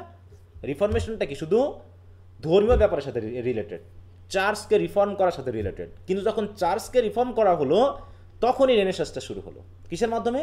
কারণ চার্চ রিফরমেশনের মাধ্যমে মানুষ ধর্মীয় প্রভাব থেকে যখন বেরিয়ে আসলো তখনই তো তার চিন্তাভাবনাটা স্প্রেড হতে শুরু করলো, আর তখনই রেনেসা এসে ধরা দিল। কি কথা বুঝতে পেরেছ? এইটা কারণ তখন ধর্মের বাইরেও মানুষ অন্যান্য বই পড়া শুরু করলো, অন্যান্য আর্ট করা শুরু করলো, অন্যান্য ফিলোসফি নিয়ে চিন্তাভাবনা শুরু করলো। তখনই মানুষের মধ্যে হিউম্যানিজমটা ধরা পড়লো, যে সব কিছু মানুষের কল্যাণের জন্য। তাহলে হুদাই কেন আমরা শুধুমাত্র চার্চ রিলেটেড কিছু মানুষের অধীনে চলাচল করবো? তাই বলছে the Renaissance primarily an intellectual and cultural revival emphasized a renewed interest in classical art, literature and philosophy, while the Reformation was a religious movement that challenged the authority and practice of the Catholic Church, leading to the emergence of Protestantism. কি কথা বোঝা গেল এক্ষেত্রে? জি sir. আমি কিন্তু দেখো কোনো বই ধরে পড়াচ্ছি না, এটা কিন্তু একটু খেয়াল রাখো তোমরা, দয়া করে। যেটা পড়াচ্ছি এটা কিন্তু কোনো বই থেকে সরাসরি এইভাবে দেওয়া নেই, কিন্তু এটা হচ্ছে কিন্তু মূল বেজ। হঠাৎ করে শুধু হিউম্যানিজম কথাটা বললে তুমি কিন্তু বুঝবা না, কারণ আমাদের হিস্ট্রিতে যেটুকু দেওয়া আছে শুধুমাত্র কিছু ইঙ্গিত দেওয়া আছে, কিন্তু ইঙ্গিতটা বোঝানোর জন্য এই লিঙ্কেজটা আমার প্রয়োজন। আর এইগুলো মেইনলি ওইভাবে বইয়ে দেওয়া নেই, এইটা পড়ার পর তুমি যখন বইটা পড়বা তখন দেখবা যে ভালো লাগবে, তখন বুঝতে শিখবে যে না তাহলে তো ওইটাই এখানে এসেছে। ঠিক আছে, সেটা তুমি জে লংয়ের বই পড়ো আর হচ্ছে তোমার যে কল্যাণনাথ দত্তের বই পড়ো, এই দুটো জায়গার জন্য কিন্তু এই লিঙ্কটা আমাকে লাগিয়ে নিতে হচ্ছে। এবং এটার মানে প্রভাবটা কিন্তু চলবে একদম তোমার পুরো রেনেসাঁস পিরিয়ডের কমনওয়েলথ পিরিয়ড পর্যন্ত, এমনকি রেস্টোরেশন পিরিয়ড পর্যন্ত আসতে পারে। এই জন্য এই জায়গাটা ভালো করে খেয়াল করবা। তাহলে রিফরমেশন এবং রেনেসাঁসের মধ্যে রিফরমেশন আর রেস্টোরেশনের মধ্যে পার্থক্য কি? ওটা এখন কেন বলবো, রেস্টোরেশন কি আমি পড়িয়েছি? No sir. তাহলে ওটা এখন তোমাকে বোঝাতে যাবো কেমন করে? তুমি আগে রিফরমেশন আর রেনেসাঁস নিয়ে বোঝো, এই দুটো বুঝতেছো তো? জি স্যার। এই দুটো বুঝছো, এই দুটোর মধ্যে পার্থক্য বুঝছো? বেসিক পার্থক্যটা কোন জায়গায়?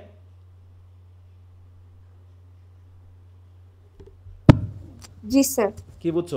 কেউ একজন বলো এই দুটোর মধ্যে পার্থক্য কি? বেসিক পার্থক্যটা কি বলো? রেনেসাঁস কি আর রিফরমেশন কি? স্যার রিফরমেশন হচ্ছে আপনার যেটা সবসময় চার্চেরই অন্তর্ভুক্ত ছিল, মানে ধর্ম নিয়ে। আর রেনেসাঁস হচ্ছে মানুষ যখন হিউম্যানিজম বুঝতে পারছে, বিভিন্ন ধরনের মানুষের কল্যাণে, যেগুলো সবকিছু মানুষের কল্যাণে নিহিত হচ্ছে, তখন বুঝতে পারে, তখন ওদের হচ্ছে চিন্তা ভাবনা ডেভেলপ হয়েছে, এরকম কিছু। সংক্ষেপে বলো, সংক্ষেপে একটু বেসিক জায়গাতে বলো। রিফরমেশন মানে কি? স্যার বেসিক হচ্ছে ধর্ম, রিফরমেশন মানে হচ্ছে শুধু ধর্মটা। ধর্মে কি করা হলো? ধর্মের রিফরমেশন হচ্ছে ধর্ম থেকে বেরিয়ে আসা, মানে গোঁড়ামি, ধর্মীয় গোঁড়ামি থেকে বেরিয়ে আসা। ধর্ম থেকে আর রেনেসাঁস হচ্ছে মানুষের কল্যাণে কাজ করব, যে ধর্ম থেকে না। হ্যাঁ স্যার, ধর্ম থেকে বেরিয়ে আসে। ধর্মীয় গোঁড়ামি, যেমন চার্চের অনেক থেকে বেরিয়ে আসা। একটা চার্চ, মানে ক্যাথলিক চার্চ, যে ধর্মটাকে ব্যবহার করে যে শোষণ চালাচ্ছিল সেখান থেকে বেরিয়ে আসা, নাকি? ধর্মের অপব্যবহার থেকে বেরিয়ে আসা। হ্যাঁ, এটা হচ্ছে তাহলে হচ্ছে ধর্মীয় গোঁড়ামি। জাস্ট এটা হচ্ছে ধর্মীয় রিফরমেশন বা চার্চের একটা রিফরমেশন। হ্যাঁ, ধর্মীয় আইন কানুনের যে ব্যবস্থা করেছিল চার্চ তার। আর রেনেসাঁস হচ্ছে কি কালচারাল বা সায়েন্টিফিক ব্যাপার, তাই না? এটা নাকি বলো? রেনেসাঁস কি বলছে দেখো, দেখো ইন্টালেকচুয়াল অ্যান্ড কালচারাল, তাই তো, বা এইরকম অর্থনীতি, পলিটিক্যাল, এই সকলের সাথে রিলেটেড। আর কোনটা আগে হয়েছে? রেনেসাঁস আগে হয়েছে না রিফরমেশন আগে হয়েছে? কোনটা? রিফরমেশন আগে হয়েছে। এই জায়গাটা যেন মিস না হয়ে যায়। হ্যাঁ, তো দেখো এখানে পার্থক্যটা কি দেখো। রেনেসাঁসে বলতে কি বোঝানো হচ্ছে? দেখো রিভাইভাল অফ আর্ট ইত্যাদি ইত্যাদি। কি ফিচার হচ্ছে দেখো, কি ফিচার কি? হিউম্যানিজম। প্রথম ব্যাপারই হচ্ছে রেনেসাঁসের সাথেই রিলেটেড কি? হিউম্যানিজম। হ্যাঁ, এবং এরা গুরুত্ব দিয়েছে ধর্মের উপরে না, গুরুত্ব দিয়েছে দেখো emphasis on reason, observation, advancement in science and art, exploration and Discovery. এবং এর ইম্প্যাক্টটা কী ছিল? চ্যালেঞ্জ মেডিয়েভাল কলাস্টিসিজম, মানে মধ্যযুগীয় যে চিন্তাভাবনা ছিল সেখান থেকে তারা বেরিয়ে আসলো। ফস্টার্ড ইন্ডিভিজুয়ালিজম, এবং এখানে মানুষের স্বাতন্ত্র্যবোধ যেটা সেটার উপর গুরুত্ব দিল। And led to significant cultural and intellectual advancement.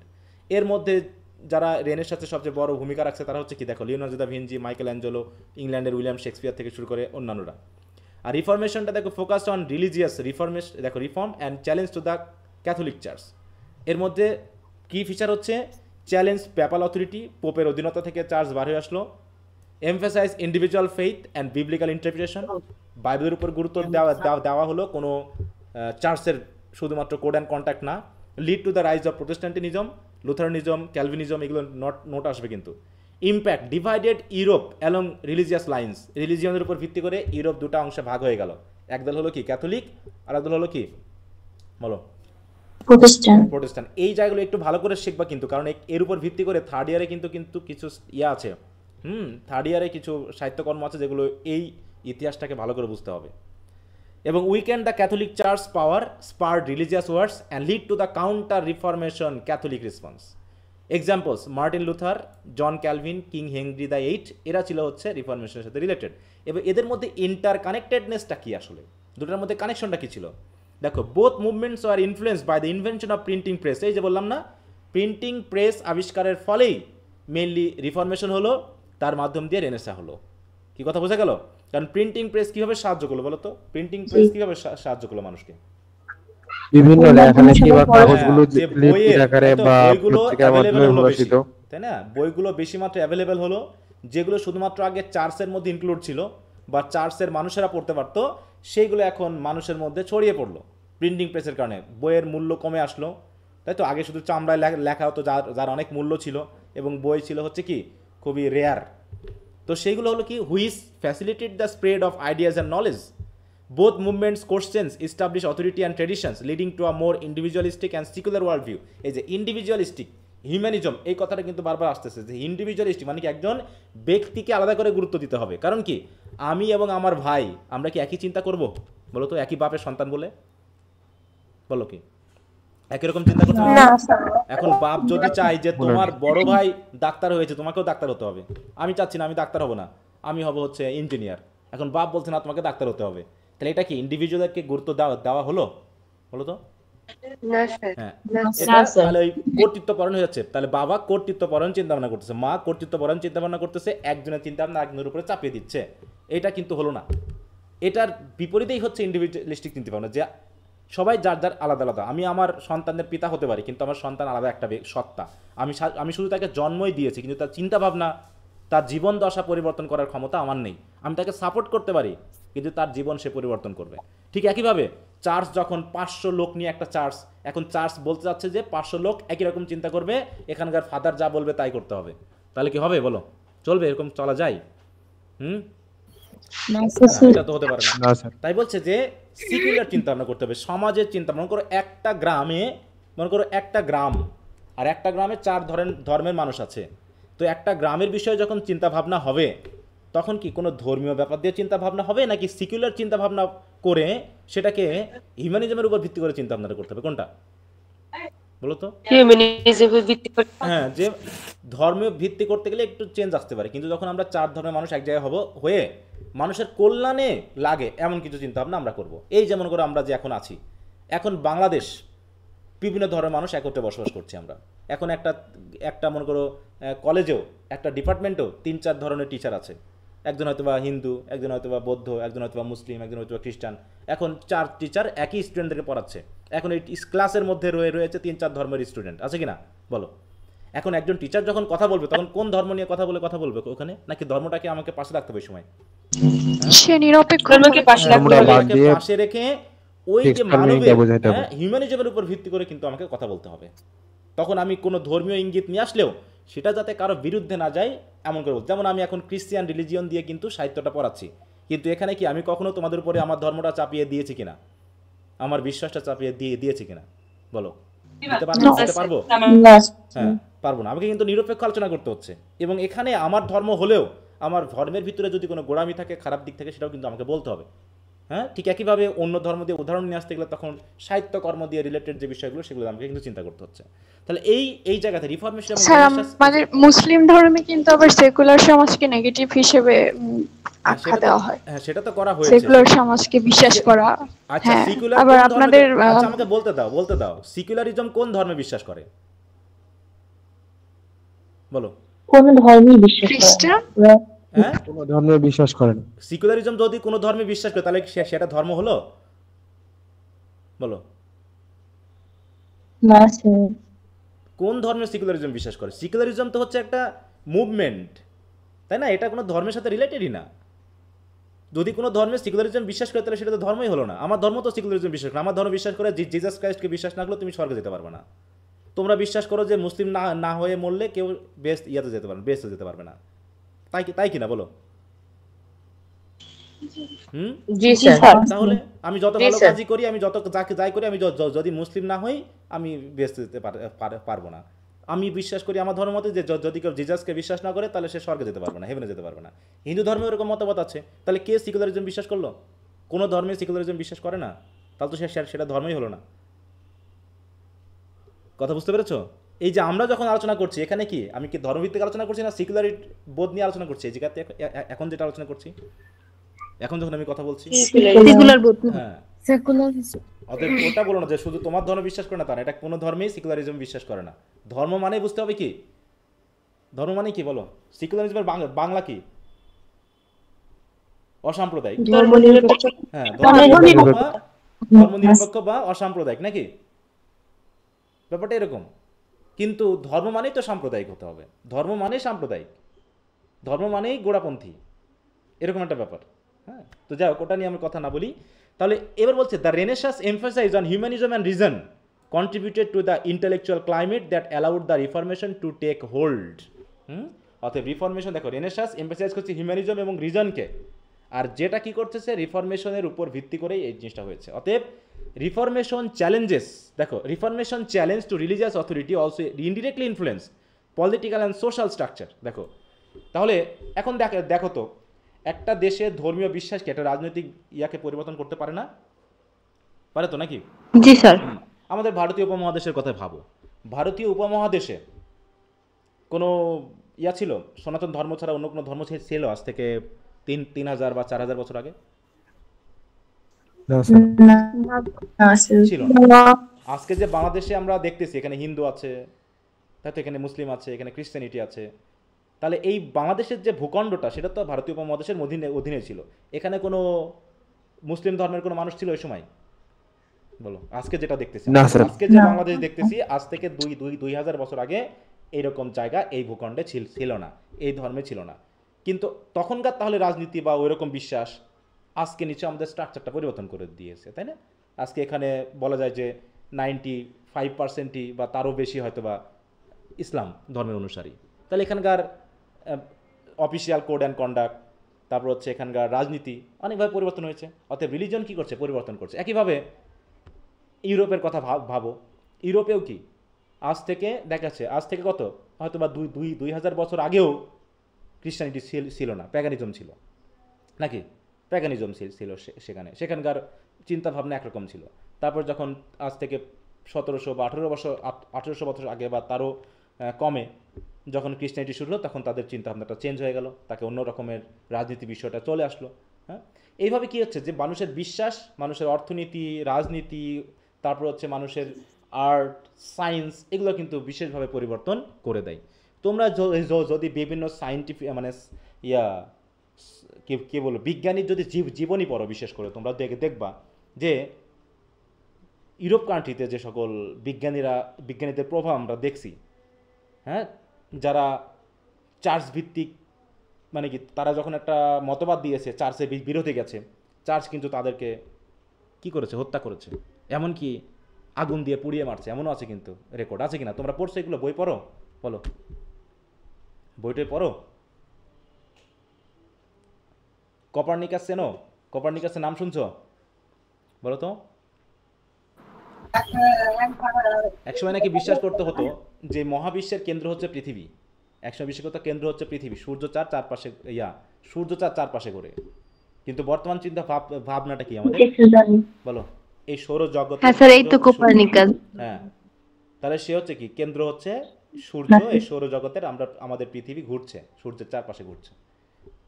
চিন্তাটা চেঞ্জ হয়ে গেল মানুষের। হ্যাঁ, যে চেঞ্জ হয়ে গেল, চার্চ পুরো খেপে গেল যে চার্চের বিশ্বাসের বিরুদ্ধে কথা। হ্যাঁ, তাহলে মানুষের মধ্যে তো বিরোধিতা শুরু হয়ে যাবে।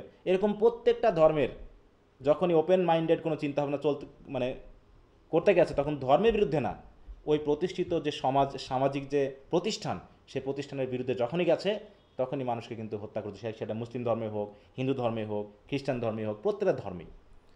তো সেই জায়গা থেকে আস্তে আস্তে মানুষ কিন্তু এখন আমরা যে সময়টা আমরা এনজয় করতেছি, এখন যে টাইমে আছি, এখানেও গোড়ামি আছে এখনও, কিন্তু অনেকখানি আমরা মুক্ত চিন্তার মাধ্যম দিয়ে আছি। তাই বলছে দেখো, in essence the Renaissance led the ground work for a more modern world by fostering intellectual curiosity and a focus on human potential, while the Reformation reshaped the religious landscape of Europe, leading to a significant social and political change. তার মানে renaissance, reformation এগুলো কি আলাদা আলাদা কিছু? ঘটনা দুটো আলাদা হলেও এক একটা কি কানেক্টেড কিছু। এবং রেনেসাঁসের সাথে কি মডার্নিজের কোনো পার্থক্য আছে না? ওটার সাথে মিল রেখেই মডার্নিজ শুরু হয়েছে, বলো তো? এটা কি ধারাবাহিক ঘটনা? হ্যাঁ, ধারাবাহিক ঘটনা। আজকে যে পোস্ট মডার্ন বলছি, এটাও মডার্নিজের উপর ভিত্তি করেই, এবং প্রত্যেকটা ইন্ডাস্ট্রিয়াল রেভলিউশন তার আগের রেভলিউশনের উপর ভিত্তি করেই কিন্তু প্রতিষ্ঠিত। তো এই বললাম তো যে ইংরেজি সাহিত্যের ইতিহাসে সবচেয়ে গুরুত্বপূর্ণ দুইটা ঘটনা, সেটা হলো কি রেনেসাঁ, আর একটা হলো কি রোমান্টিসিজম, ঠিক আছে তো?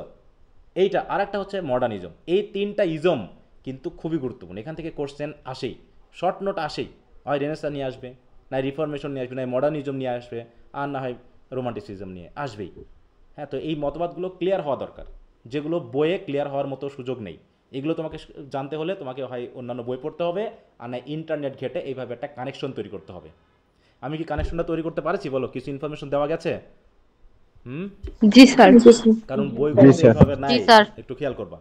তো আশা করি আমি এটা নিয়ে কথা বললাম, তোমরা একটু মাথায় রাখবা, দরকার হলে ভিডিও ক্লাসের মাধ্যমে একটু পরে পরে নোট করে নিবা দরকার হলে। আমি তো নোট দিবই, ইয়া তো আছেই, কিন্তু এই জায়গাটা খেয়াল করবা। এবার আমরা চলে আসি আমাদের বইয়ে।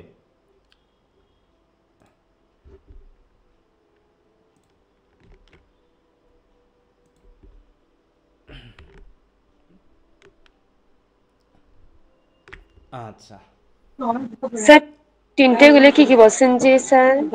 বুঝলাম না, কিছু বলতে চাচ্ছ? স্যার একটু আগে যে তিনটা ইয়ার সম্পর্কে বলছেন, এই যে ওগুলো কি কি বলছেন যে? তিনটা এই যেখানে বুঝতে পারবা, মডার্নিজম, রোমান্টিসিজম, রেনেসা, এগুলো মতবাদ অনেকগুলো আছে। Thank you sir. Classicism, neo classicism, অনেক রোমান্টিসিজম, মতবাদ। অনেক মতবাদ আছে, কিন্তু তার ভিতরে এই তিনটা সবচেয়ে বেশি প্রভাবশালী, ঠিক আছে? আচ্ছা, তো এখন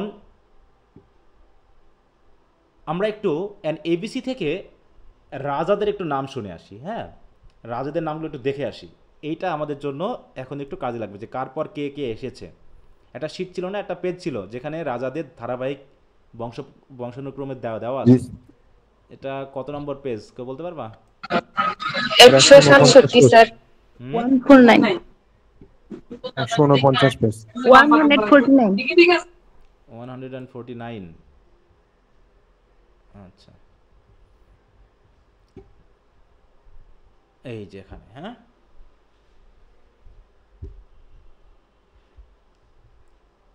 এই যে এলিজাবেথ কোন বংশের বলো তো? দেখো এই পর্যন্ত কিন্তু আমরা মোটামুটি দেখেছিলাম। হ্যাঁ, Henry the 7th, Henry the 8th, Edward the 6th, Mary, তারপর হচ্ছে এলিজাবেথ।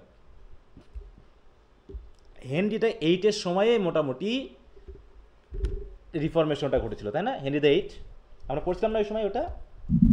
জি স্যার, ওই জি, যে স্যার। হেনরি 8 ছিল চার্চের পক্ষে আর তার বিরুদ্ধে প্রোটেস্ট করছিল। কেন সে ক্যাথলিসিজমের বিরুদ্ধে গেল? তার মূল উদ্দেশ্য কি ছিল বলো তো? বিয়ে স্যার, আরেকটা বিয়ে। যেহেতু ক্যাথলিসিজমের ডিভোর্স, মানে ক্রিশ্চিয়ানিটিতে ডিভোর্স নাই, ডিভোর্স দেওয়া যায় না ধর্মীয় মতে, ঠিক আছে? তো এখন আরেকটা বিয়ে করতে হলে তাকে আরেকজনকে তো ডিভোর্স দিতে হবে। এই ডিভোর্সটা যেহেতু চার্চের বিরুদ্ধে ছিল না, সে একটা সুযোগ হিসেবে নিল। আর একটা সুযোগ হিসেবে নিল যে ইংল্যান্ড রয়েছে পোপের অধীনে, তাহলে আমরা কেন পোপের অধীনে থাকবো? আমার দেশ, আমি নিজে একটা চার্চ তৈরি করব, সেই হিসাবে অ্যাংলিকানিজম নামে একটা চার্চ তৈরি করলেন, তাই না? আবার ই করছিল যে কিংই হবে সবকিছু হ্যাঁ, এরকম। ওই তো, যে তিনি হবেন চার্চের প্রধান, তাই না? এবং তাছাড়া ধর্মেরও প্রধান।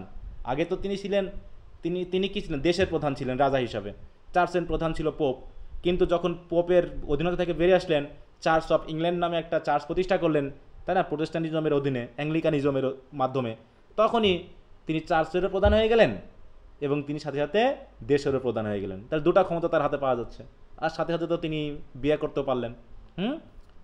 তাহলে তার প্রথম বইয়ের নাম কি ছিল? হেনরি দ্য 8-এর বলো তো? এগুলো ব্রিফ কোশ্চেন জন্য গুরুত্বপূর্ণ কিন্তু। ক্যাথরিন। হ্যাঁ, সরি, ক্যাথরিনকে তিনি কি করলেন? ডিভোর্স দিলেন নাকি? জি স্যার। ডিভোর্স দিয়ে কাকে বিয়ে করলেন? ম্যারি অ্যানি বলেন।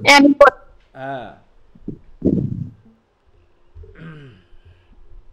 তিনি টোটাল বিয়ে করেছেন কটা দেখছো?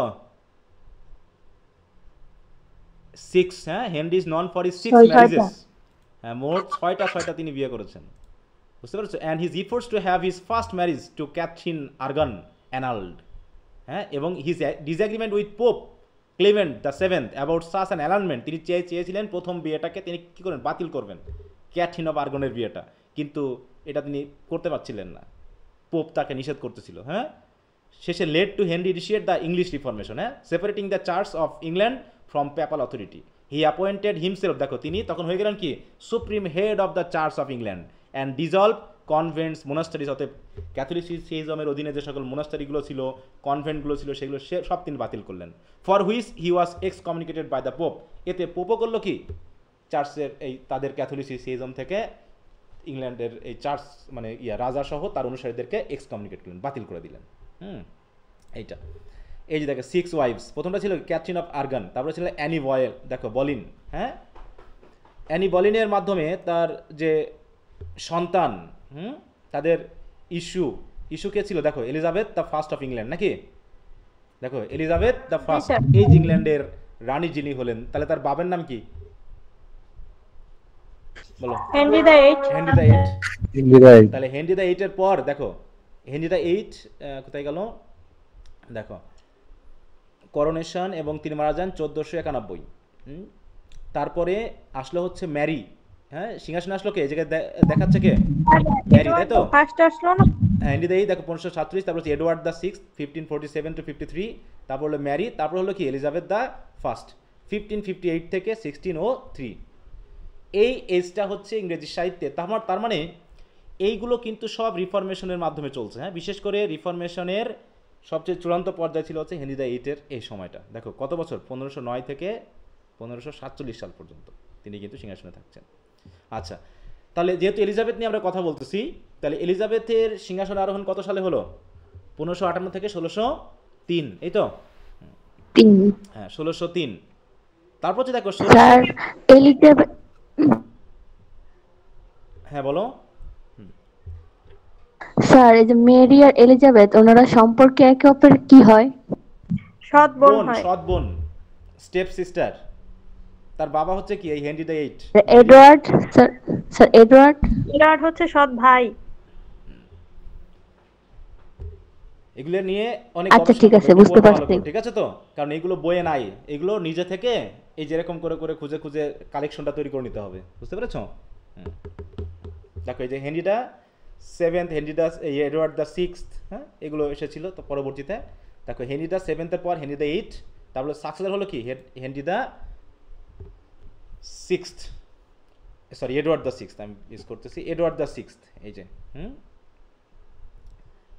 তার আগে ছিল কি হেনরি দ্য এইট।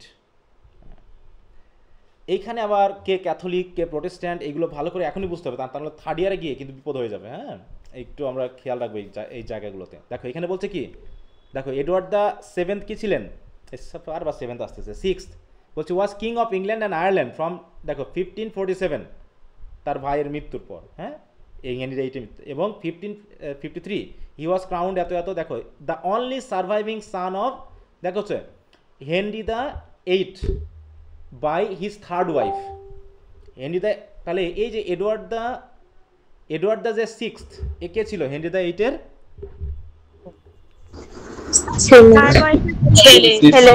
মানে সে 6টা বিয়ে করেছে, কিন্তু সে এতগুলো বিয়ে কেন করেছে জানো তো? এই যে এলিজাবেথ, এই যে ক্যাথরিনকে ডিভোর্স দেওয়ার প্রধান কারণ কি ছিল?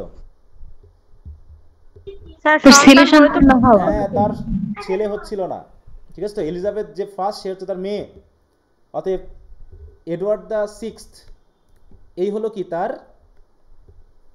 এডওয়ার্ড দ্য সিক্সথ ছেলে। এখন এডওয়ার্ড দ্য সিক্সথ এর মায়ের নাম কি? দেখো জেন সেইমর, ঠিক আছে তো? অনেক ঘোরাফেরা করে মাথায় রাখতে হয়। দেখো এই যে হেনরি দ্য সিক্সথের কত নম্বর? Third wife. হেনরি দ্য এইটের থার্ড ওয়াইফ, তার মধ্যে একটা ছেলে হয়েছিল, হ্যাঁ, তার মাধ্যমে। এই ছেলেই মেনলি, তখন যেহেতু ছেলে থাকলে ছেলে আসবে, ছেলে না থাকলে তারপর মেয়েরা আসবে, ঠিক আছে তো? তারপরে মেয়েরা আসবে, তাহলে অটোমেটিক আমরা বুঝতেই পারতেছি। তাহলে সিংহাসনে আসলো হচ্ছে এডওয়ার্ড দ্য সিক্সথ, তারপরে ওর শেষে আসলো হচ্ছে ম্যারি, হ্যাঁ। এই ম্যারি এলিজাবেথ, বলো স্যার। মেরি তো ছিল ক্যাথরিনের মেয়ে, তাই না? বুঝলাম না। মেরি, কুইন মেরি তো ছিল ক্যাথরিনের মেয়ে, Catherine of Aragon. Catherine of Aragon, হ্যাঁ, আরগন।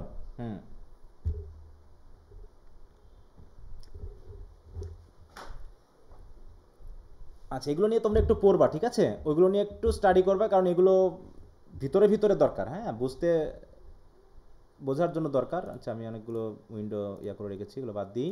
ওকে, তা যাও, এতগুলো বিষয় একটু তোমরা মাথায় রাখবা। অ্যানি বলিন সেকেন্ড ওয়াইফ, তাই তো? এবং সেকেন্ড ওয়াইফের মাধ্যমে দেখো Annie Bolin Elizabeth the first, তাই তো? অ্যানি বলিনের মাধ্যমে এটা হচ্ছে কত নম্বর ওয়াইফ? এটা সেকেন্ড ওয়াইফ ছিল, হ্যাঁ, 2 নম্বর। তাহলে এবার ক্যাথরিন, ওই যে ইয়াদ বাদ দিলাম কেন, ক্যাথরিন অফ আর্গন কোথায় গেল, দেখাই নিতে পারলে। স্যার হ্যাঁ বলো। স্যার যে এতগুলা বিয়ে করছে স্যার ওর নাম জানি কি ছিল? মূল নাই ভুলে গেলে, হেনরি দ্য এইট। ও হ্যাঁ হ্যাঁ স্যার, মনে কর সব নাম একসাথে স্যার। আচ্ছা এই যে দেখো ইস্যু, হ্যাঁ ছেলে, এই যে ক্যাথরিন অফ আর্গন প্রথম ওয়াইফ নাকি, ফার্স্ট ওয়াইফ, এর মাধ্যমে তার হলো সন্তান হলো মেরি দ্য ফার্স্ট, ঠিক আছে তো। তবে তার একটা ছেলে হয়েছিল দেখো হেনরি, কিন্তু হেনরি যে হলো দেখো। স্যার একটা কথা জিজ্ঞেস করি। হ্যাঁ বলো। স্যার রাগ করেন না। না বলো। স্যার এখানে যে হেনরি 8 বা হেনরি 6, স্যার এটা কি বুঝাইতেছে স্যার? হেনরি রাজা বুঝলাম, মানে 6 7 দিয়ে কি বুঝাইতেছে? এটা অনেকগুলো বংশীয় ধারাবাহিকতা বোঝাতে নাম চেঞ্জ করে দেওয়া হতো, ঠিক আছে তো। যে এডওয়ার্ড নামে কতজন রাজা আছে এটাকে বোঝানোর জন্য, কি বুঝতে পেরেছো?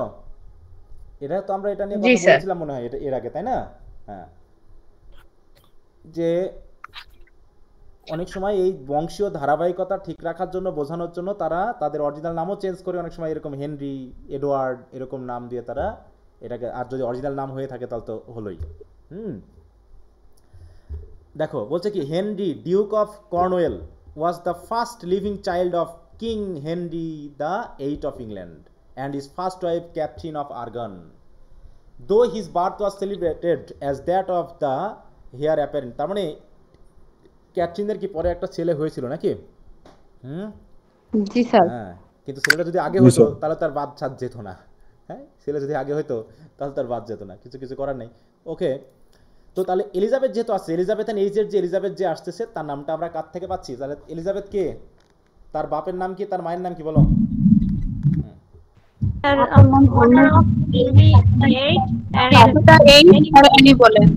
অ্যানি বলেন, তাই তো। ওকে, তাই বলছে পলিটিক্যাল সামিট আমরা একটু দেখে নিই বই থেকে, এটা একটু তোমরা পড়বা। দেখো, সরি দাঁড়াও আমি একটু একটা মেসেজ দিয়ে নিই, তোমাদের টাইম তো প্রায় শেষের দিকে আসছে, দিকে 10 মিনিট।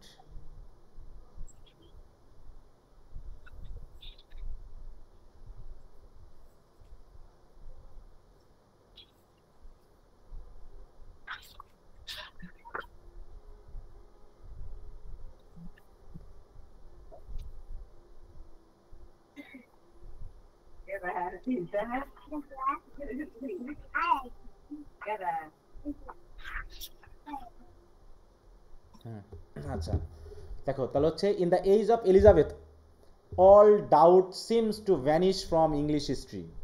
তার মানে এই যে রিফরমেশন পরবর্তী, হ্যাঁ, যে ক্যাথলিসিজম প্রোটেস্ট্যান্টিজমের মধ্যে যে একটা দাঙ্গা হাঙ্গামা চলতেছিল, একটা অবিশ্বাস, তো একজন আরেকজনকে দেখে, হ্যাঁ, যে আক্রোশ বোধ, সেটা এই এলিজাবেথ এসে কি করলেন, সব ভ্যানিশ করে দিলেন।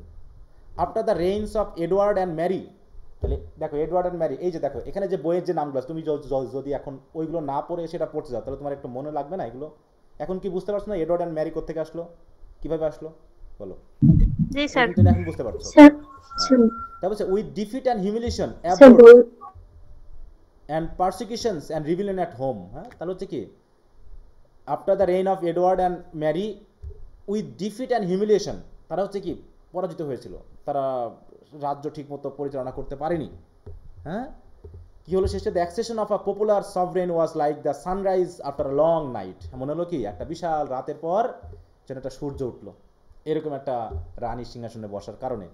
হ্যাঁ, এবং মিল্টন এভাবে বলেছে, জন মিল্টন এলিজাবেথকে এভাবে বর্ণনা করেছেন যে, দেখো in Milton words we suddenly see England, হঠাৎ করে আমরা ইংল্যান্ডকে দেখলাম কি হিসাবে, নোবেল অ্যান্ড পুইজেন্ট। দেখো পুইজেন্ট মানে কি, what is the meaning of পুইজেন্ট?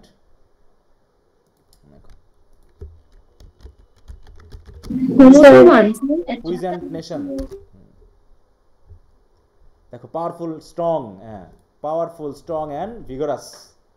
তাহলে এর আগে ছিল দুর্বল বিভিন্ন দাঙ্গা হাঙ্গার কারণে, এবং rousing herself like a strong man after sleep, হ্যাঁ, ঘুমের পর একটা শক্তিশালী মানুষ যেমন ধীরে ধীরে জেগে ওঠে সেরকম একজন মানুষ হিসেবে দেখলাম। And shaking her invincible locks, lock মানে কি, চুল, চুল ওটা নড়াতে নড়াতে, হ্যাঁ, with the queen's character. Sir আপনি একটু কোন বই থেকে পড়ছেন? উইলিয়াম জেলং, উইলিয়াম জেলং বলছে with the queen's character a strange mingling of frivolity and strength which দেখো reminds one of that iron image with feet of clay we have nothing whatever to do. মানে কি, যে মানে এখানে একটা সাহিত্যিক ভাষাতেই কথাগুলো বলা হয়েছে, ওগুলো অতটা ইয়া করার দরকার নেই। বলছে it is the national life that concern the literary student and since even a beginner must notice that any great development of the national life is invariably associated with a development of the national literature. তার মানে কি, একটা দেশের সাহিত্যকর্ম তখনই developed হয় যখন সে দেশের ন্যাশনাল লাইফটা ডেভেলপড হয় ভালো, তাই না?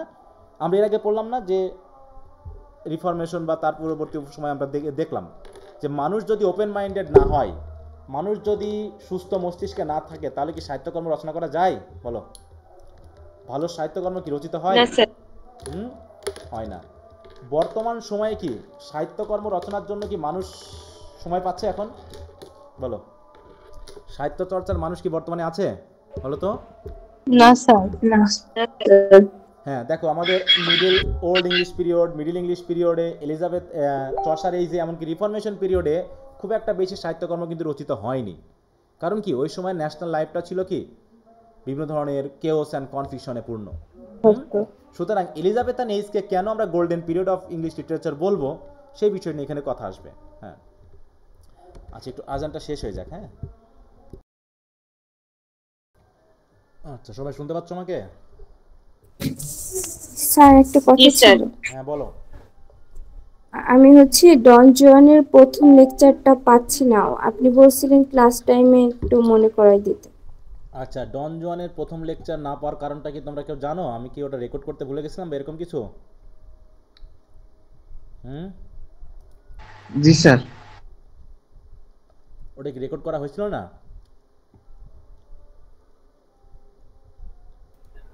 স্যার রেকর্ড তো দিয়েছিলেন। তো মনে হয় এটাই তো, এটাই তো, এই যে লেকচার 1,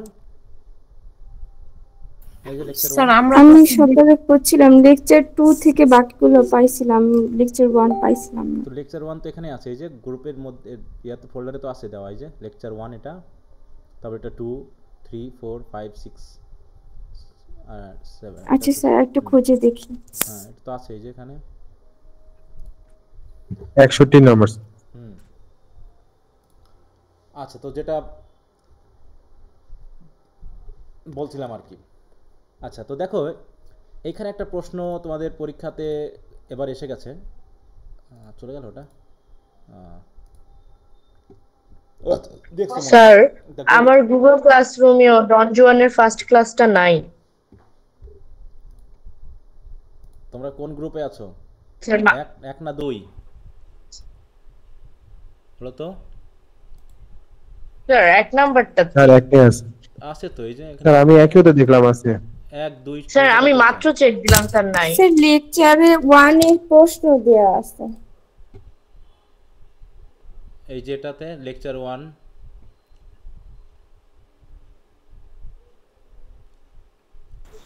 জি স্যার আমারটা আছে। এটা দেওয়া আছে এখানে তো এই যে 1 2 3 4 5 6 এভাবে তো 6টা দেওয়া আছে, একটু ভালো করে খেয়াল করো। হ্যাঁ স্যার ওটা একটু নিচের দিকে ক্লাসটা। হ্যাঁ, ওটা হচ্ছে ভিতরে যেতে হবে। তোমরা হয়তো প্রথম 2-4 মিনিট দেখে হয়তো ভাবতেছো ক্লাস নাই, ঠিক আছে? না স্যার, লেকচার 1 যেটা ওটা হচ্ছে লাস্টে। হ্যাঁ,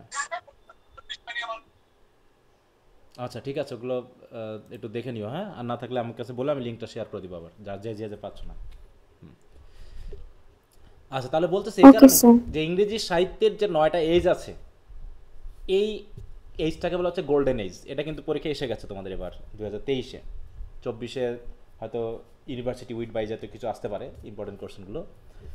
তাই বলছি দেখো যে একটা দেশের সাহিত্যকর্ম তখনই ডেভেলপড হয় যখন তার জাতীয় লাইফটা ডেভেলপ থাকে। হ্যাঁ, এবং এই ক্ষেত্রে বলছে ইট is enough for our purpose. অতএব সাহিত্যকর্মের জন্য, আচ্ছা আমরা কিসের হিস্ট্রি পড়তেছি বলো তো? পলিটিক্যাল হিস্ট্রি আর সাহিত্যের হিস্ট্রি, লিটারি হিস্ট্রি কোনটা? হ্যাঁ, লিটারি হিস্ট্রি। অতএব পলিটিক্যাল হিস্ট্রিটা ব্যাকগ্রাউন্ডে থাকবে, এই জন্য পলিটিক্যাল হিস্ট্রি আর না বুঝে এসে কিন্তু সাহিত্যের হিস্ট্রি পড়তে গেলে হবে না। যদিও ওটা হয়তোবা যা পড়বো তার 5% এখানে থাকবে, কিন্তু এই 5% বুঝতে হলে আমাকে 95% ব্যাকগ্রাউন্ডে জানতে হবে।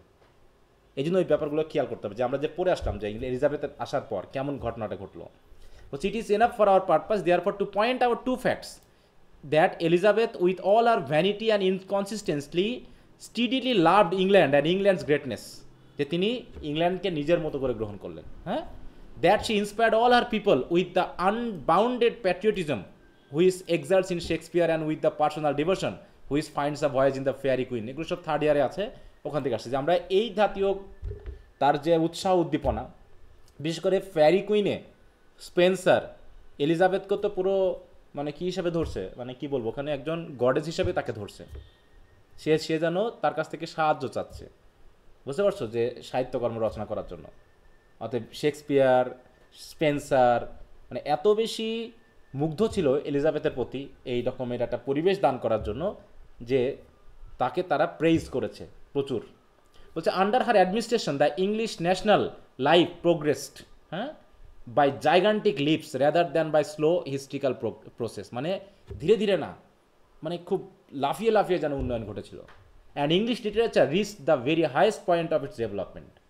ইট is possible to indicate only a few general characteristic of his great age which had a direct bearing upon its literature. অতএব কী ধরনের উন্নয়ন ঘটেছে তার কিছু কিছু ফিচার জানলেই আমরা বুঝতে পারবো যে এলিজাবেথান এজটা ইংরেজি সাহিত্যের ক্ষেত্রে এত বেশি মানে ফেভারেবল ছিল কি না।